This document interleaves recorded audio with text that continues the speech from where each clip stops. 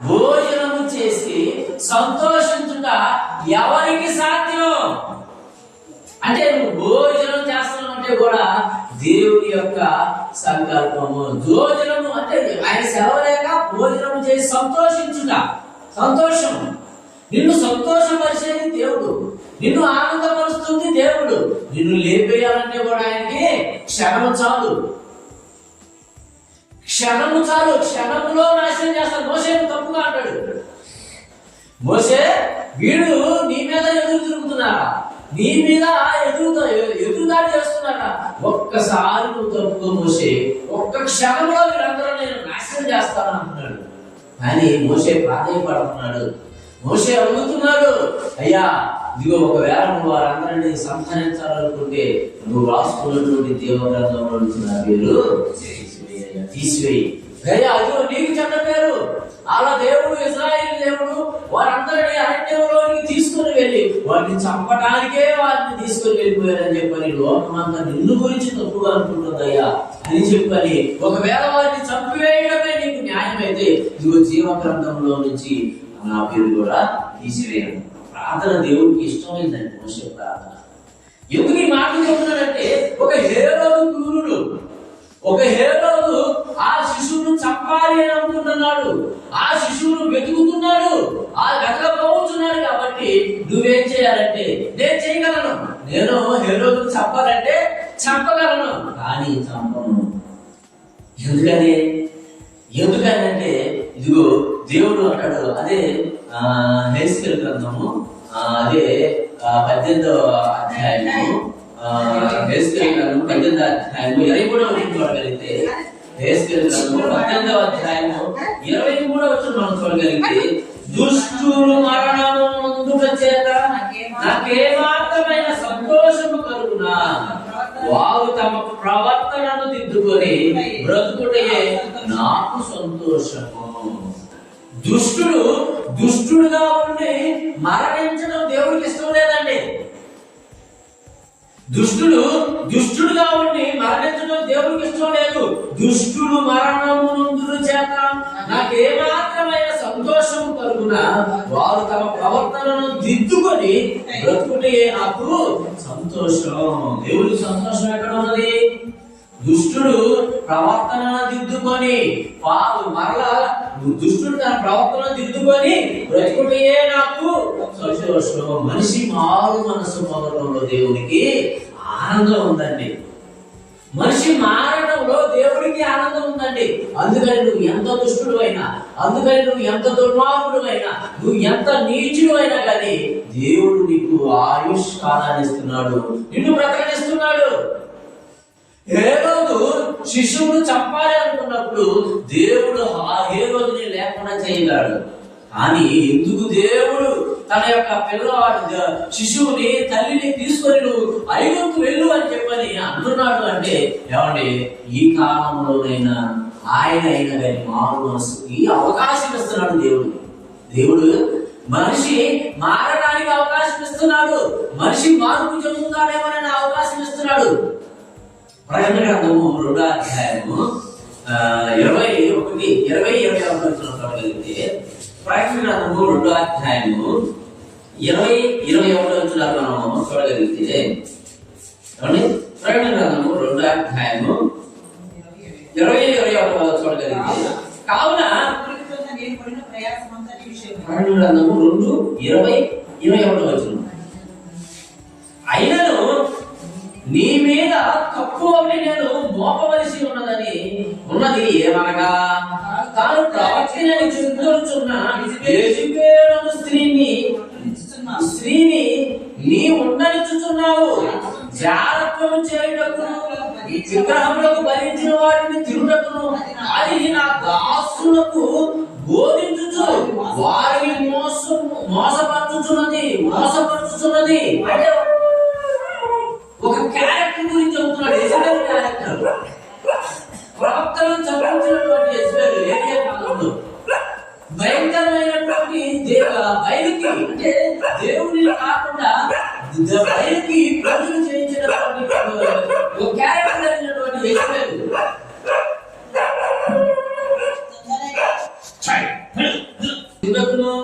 అది నా దాసులకు బోధించిన వారిని మోసం చేస్తున్నది.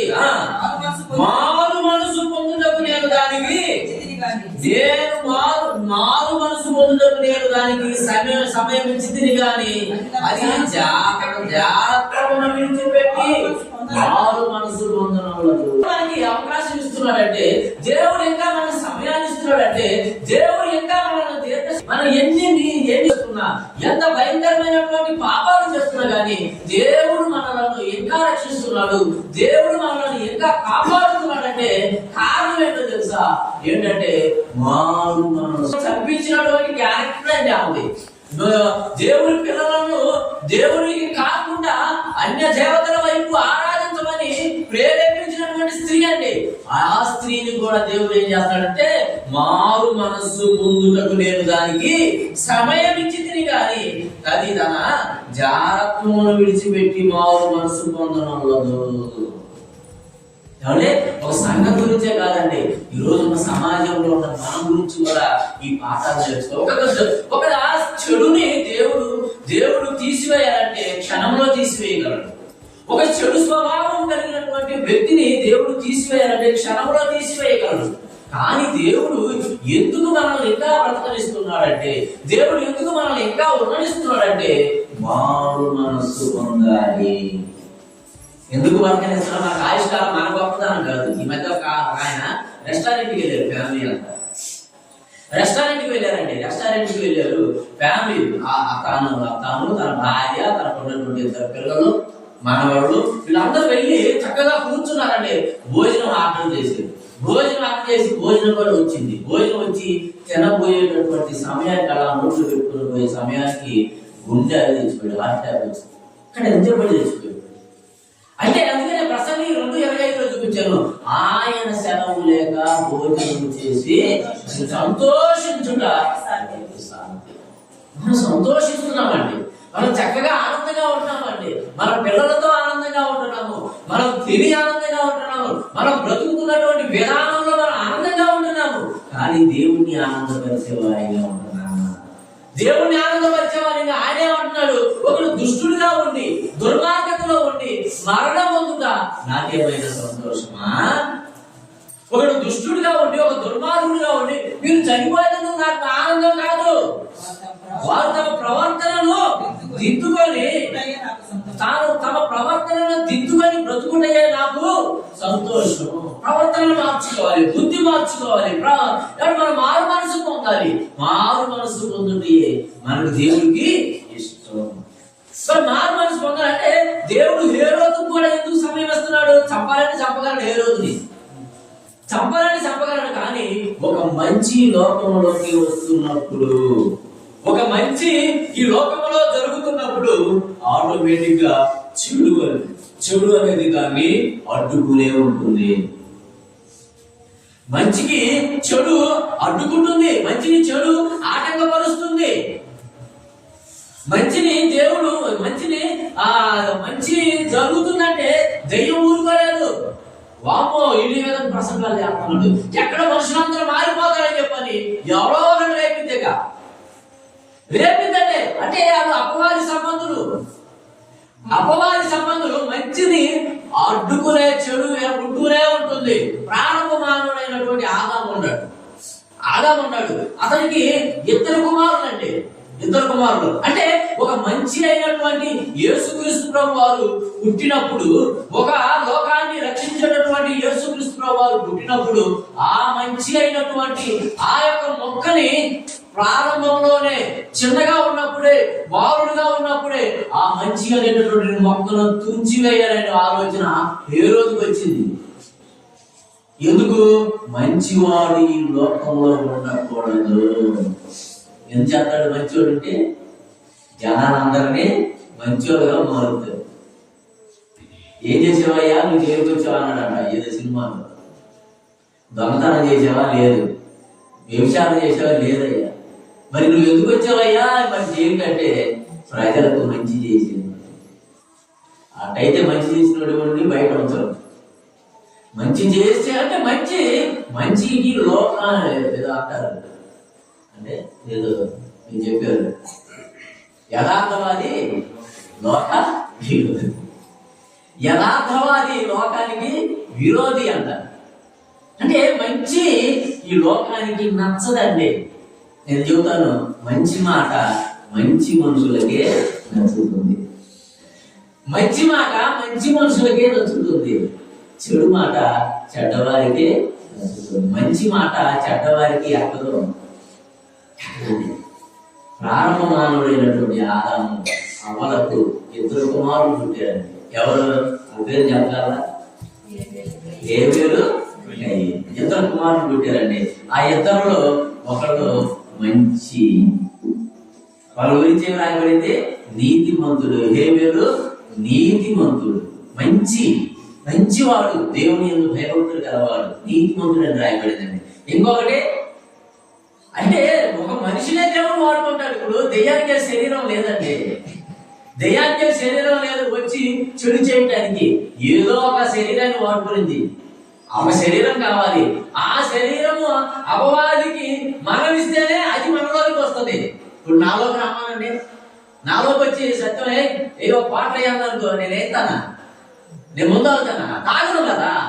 దేవుని మూలముగా పుట్టిన వాడు ఎవడను పాపము చేయడు. అంటే నేనెవరో కాకపోతే ఎవరో ఒకడు ఉంటాడు. నా యొక్క పని జరిగించినటువంటి వాడు ఎవరో ఒకడు ఉంటారు. లోకంలో తప్పు ఉన్నాడు, లోకమంతా దుష్టులేని పడి ఉన్నది అన్నాడు. నీతిమంతుడు లేడు, ఒకడో లేడు అన్నాడు. సమాజంలో ఉన్నటువంటి వారు ఎవరినో ఒకరిని ప్రేరేపిస్తుంది అపవాది. ప్రేరేపించడానికి అప్పుడు ఎవరున్నారు? ఆదాము, హవ్వ, కయ్యూను, హేబెలు, నలుగురే ఉన్నారు. కయ్యూను, హేబెలు నీతిమంతుడుగా ఉన్నాడు, కయ్యూను అనీతిమంతుడుగా ఉన్నాడు. హేబెలు గురించి రాయబడి చూడండి. మత్తయి సువార్త, క్షమించండి, ఆదికాండము 4వ అధ్యాయము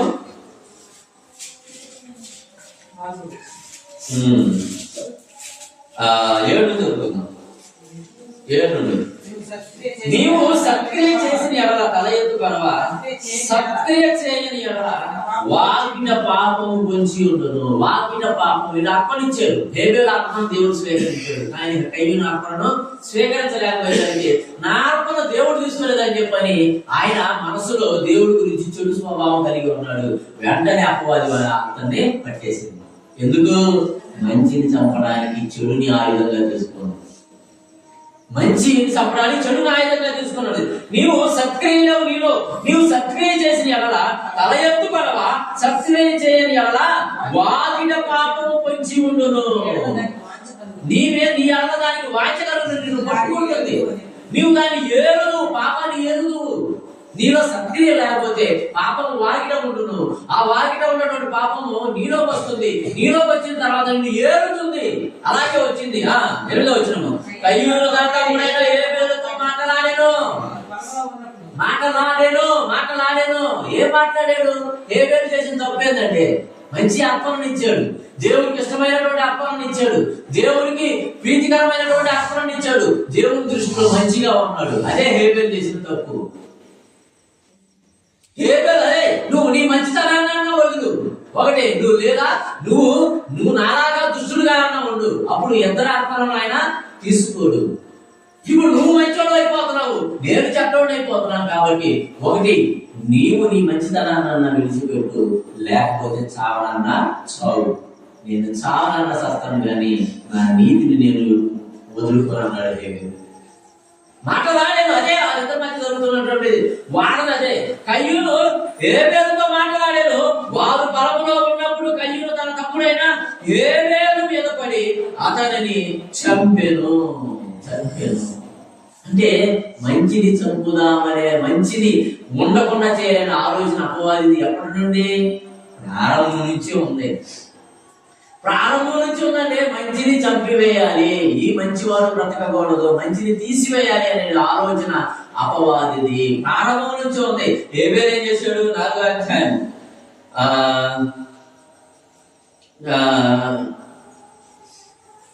2వ వచనం.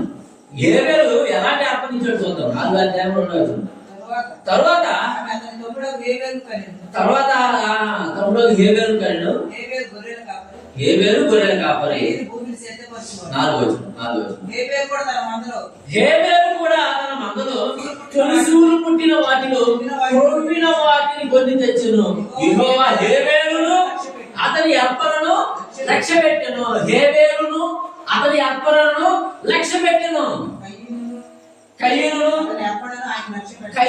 అతని అర్పణను ఆయన లక్ష్య పెట్టలేదు. పాపం వచ్చింది, కయ్యూరు పాపం వచ్చింది. ఎందుకు చంపాడు ఆయన్ని? ఆయన అర్పణ స్వీకరించలేదు. ఇప్పుడు దేవుడికి ఎవరు నచ్చారు?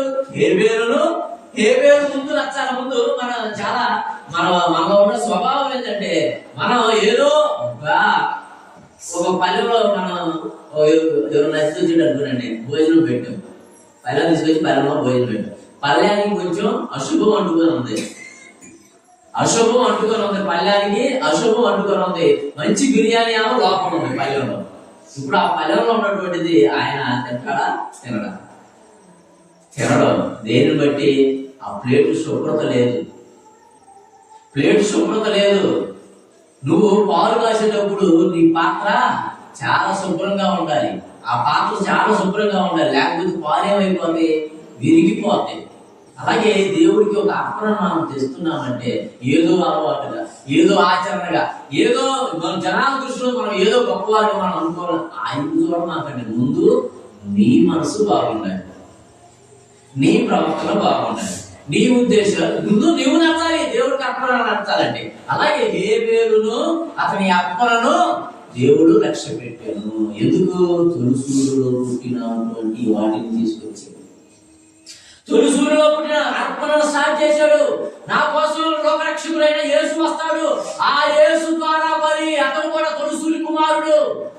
అతను మొట్టమొదట యేసు బలిని, యేసు ఏ విధంగానైతే బలి అవుతాడు, ఆ బలిని సాదృశ్యంగా హేబేలు దేవుడికి బలిగా అర్పించాడండి. ఎందుకు హేబేలుని పొగిడాడు? ఎబ్రిల్ రాసిన పత్రిక 11వ అధ్యాయము, ఎబ్రిల్ రాసిన పత్రిక 11వ అధ్యాయము ఊహించుకుందాం. ఎబ్రిల్ రాసిన పత్రిక 11వ అధ్యాయము 2వ వచనం, హేబేలు దేవుడికి విశ్వాసమును బట్టి దేనిని కట్టించాడు తెలుసా? అర్పణను హేబేలు విశ్వాసమును బట్టి హేబేలు కయ్యూను కంటే శ్రేష్టమైన బలిని దేవునికి అర్పించును. హేబేలు విశ్వాసం అంటే మొదటి వచనంలో ఉంది. విశ్వాసం అంటే ఏంటి? విశ్వాసము నిరీక్షింపబడు వాటి యొక్క నిజ స్వరూపము అదృశ్యమైన ఉన్నవని అనుటకు రుజువునై ఉన్నది. అదృశ్యం యేసప్పుడు పుట్టలా, యేసప్పుడికి రాలా, కానీ నా యేసు వస్తాడు, నా దేవుని కుమారుడు వస్తాడు, నా పాపాల నిమిత్తము నా కోసం ప్రాణం పెడతాడు అని చెప్పని ఆయన సాదృశ్యముగా గొర్రెల్లో మేకలో కొవ్వినటువంటి వాటిని, తొలిసూరు పుట్టినటువంటి వాటిని తీసుకొచ్చి దేవుడికి అర్పణగా ఇచ్చాడండి. యేసు ప్రభువుకి సాదృశ్యంగా. అందుకు నచ్చాడండి హేబేలు ప్రవర్తన బాగుంది. హేబేలు మనసు ఆయనకు నచ్చింది. అర్పించు వాటి కంటే అర్పించు మనసు ముఖ్యం అంటాడు. అర్పించు వాటి కంటే మనసు, నీ మనసు ఎలా ఉన్నది, నీ పరిశుద్ధి, నీ యొక్క ఆలోచన ఎలా ఉన్నది దేవుడు చూస్తాడండి. ఒక మంచి లోకంలో ప్రవేశించినప్పుడు, ఒక మంచి వ్యక్తులు ఈ లోకంలో బ్రతుకుతున్నప్పుడు చెడు వ్యక్తులను అపవాది రేపుతూనే ఉంటాడు. ఒక లోక రక్షకుడు పుట్టాడు, అతను లోకాన్ని రక్షించేటటువంటి పనిలో ఉంటాడు. కాబట్టి ఆ లోక రక్షకుడిని ఏదో ఒక విధము చేత చంపించాలి అనే ఆలోచన హేరోదుకు వచ్చిందండి. ఇప్పుడు చెప్పండి, 2వ అధ్యాయం 13-14 వచ్చిన మత్తయి సువార్త 2వ అధ్యాయం 13-14 వచ్చిన వారు వెళ్ళిన తర్వాత ఇదిగో ప్రభువు దూత స్వప్నమందు యోసేపునకు ప్రత్యక్షమై హేరోదు ఆ శిశువును సంహరింపవలనని ఆయన వెతకబోతున్నాడు కనుక నీవు లేచి ఆ శిశువును ఆయన తల్లిని వెంట పెట్టుకొని ఐగుప్తును పారిపో, నేను నీకు తెలియజెప్పువాడు అక్కడనే ఉండమని అతనితో చెప్తున్నాను. దేవుని మాట ప్రకారం ఆయన వెళ్ళిపోయాడు. అంటే ఎందుకు ఆయన వెళ్ళిపోమన్నాడంటే చంపగలడు. ఆయన ఏ రోజుని చంపాలంటే చంపగలడు, కానీ దేవుడు ఎందుకు ఎదురు చూస్తున్నాడంటే ఒక దుష్టుడిగా చనిపోవడం ఆయనకి ఇష్టం లేదు. మారు మనసు పొందాలని మనకు కూడా సమయం ఇస్తున్నాడండి. 2 పేతురు 3:9 పేతురు గారు రాసిన 2వ పత్రిక 3వ అధ్యాయం 9వ వచనం. అటువలే మారు మనసు అక్కరలు క్షమించండి, దేవుడి దీర్ఘ శాంతము ఇంకను కనిపెట్టుచుండగా. 2 పేతురు 3వ అధ్యాయం 9వ వచనం. ఎవరును నశించాలి, కొందరు ఆలస్యమని ఎంచుకున్నట్లు ప్రభు తన వాగ్దానమును గురించి ఆలస్యం చేయవాడు కాదు కానీ ఎవడును నశించాలని ఇచ్చేము అంటే కోరిక. ఎవడును నాశనంలోకి వెళ్ళాలని దేవుడు అనుకోవట్లేదండి. ఎవడును నశించాలని ఇచ్చేంచక అందరూ మారు మనసు పొందవాలని కోరుచు మీ కలవాడై ఉన్నాడు. మనకు ఆయుష్ ఉందండి, మనకు ఆరోగ్యం ఉందండి, మనం ఇంకా బ్రతికున్నాం, మనం ఆనందపడుతున్నామండి. దేవుడు ఇంకా దీర్ఘశాంతంతో నా కుమారుడు ఎక్కడన్నా మాట్లాడేమో అని ఎదురు చూస్తున్నాడండి. పండగలేను గడిచిపోతున్నవి, ఈ జీవితంలో మార్పు లేదు. మనం పాపేసరి నుంచి ఎక్కడన్నా కానీ మనం ఎన్ని చెడు క్రియలు చేస్తున్నాం, ఎన్ని పాపాలు చేస్తున్నా కానీ దేవుడు ఇంకా మనం బ్రతికి మనకు ఇంకా మన ఆయుష్ను ఆరోగ్యం ఇస్తున్నాడంటే అది దేవుడి యొక్క కృపేనండి. రోమాలలో 4 చదువుకుని ముగిస్తుంది. రోమిలకు రాసిన పత్రిక 2వ అధ్యాయము 4వ వచనం చూడగలిగితే, రోమిలకు రాసిన పత్రిక 2వ అధ్యాయము మారు మనసులైన నిరీక్షణ, మారు మనసు 2వ అధ్యాయం 4. రోమిలకు రాసిన పత్రిక 2వ అధ్యాయం 4వ వచనం చూడగలిగితే, దేవుని అనుగ్రహం మారు మనస్సు పొందుటకు నిన్ను ప్రేరేపించుదని ఎరగక. దేవుని యొక్క అనుగ్రహము, దేవుని యొక్క దీర్ఘశాంతము, దేవుని యొక్క ఆలోచన ఇంకా నీ మీద ఉన్నది కాబట్టి నువ్వు బ్రతుకున్నావు. నీ మనసును మార్చుకో. దేవుని యొక్క అనుగ్రహము మారు మనసు పొందుటకు నిన్ను ప్రేరేపించుతున్నదని ఎరుగక. దేవుడు మారు మనసు పొందడానికి నిన్ను ప్రేరేపిస్తుంది. అందుకే ఈ ప్రసంగమే ప్రేరేపణ. వాక్యమే విని నువ్వు మారు మనసు పొందాలి. కాబట్టి ప్రియమైన దేవుని పిల్లారా, ఏ రోజు చెడువాడిగా కనబడుతున్నాడు, యేసుక్రీస్తు వారు లోకాన్ని రక్షించే రక్షకుడుగా కనబడుతున్నాడు. ఆయన ఎప్పుడైతే పుట్టాడో, ఆయన పుట్టిన తర్వాత ఆ మంచి అయినటువంటి యేసును సంపాదనే ఆలోచన ఈ రోజు కలిగి ఉన్నది. ఒక మంచిని ఈ లోకంలో ఉండకుండా చేయాలనే ఆలోచన అపవాదికి ఎప్పటి నుంచో ఉన్నది. హేబేలు మంచివాడు, కయ్యూను దుష్టుని సంబంధి అంటాడు. యోహాను పత్రికలో వచనం చాలా ఉంటాయి. కాబట్టి మనం కయ్యూను వంటి స్వభావం కలవారిగా ఉండాలి అంటాడు. అంటే ఆ దుష్టుడిగా వాడుకున్నాడు అపవాదిని. అతనిలో సత్యమే లేదు కాబట్టి వాటిలో పాపం ఉన్నది, ఆ పాపం అతను ఏలింది కాబట్టి ఆ ఒక హేరోదు స్వభావం కయ్యూనులో కనబడుతుంది, ఒక యేసు స్వభావం హేబేలులో కనబడుతుంది. కాబట్టి ప్రియమైన దేవుడు హేబేలు క్రీస్తు సాదృశ్యమైనటువంటి బలిని అర్పించాడు కాబట్టి హేబేలుకు దేవుడికి ఇష్టడైనాడు. కాబట్టి మన బ్రతుకులు కూడా మారు మనసు పొంది ఇంకా మనం బ్రతుకున్నామంటే మారు మనసు కాబట్టి ఆయన అనుగ్రహం మన మీద ఉందంటే మారు మనసు పొందండి. ఒకడు దుష్టుగా ఉండి చనిపోవడం దేవుడికి ఇష్టం లేదు. కాబట్టి మీరు మారు మనసు పొంది ఆయన మీ ప్రవర్తన దిద్దుకుంటే నాకు ఆనందం అన్నాడు. కాబట్టి ఉన్నటువంటి సమయాన్ని సద్వినియోగం చేసుకుంటూ మీరు మారు మనసు పొంది దేవుని కృష్ణుడుగా బ్రతకాలని కోరుకుంటూ నా మాటలు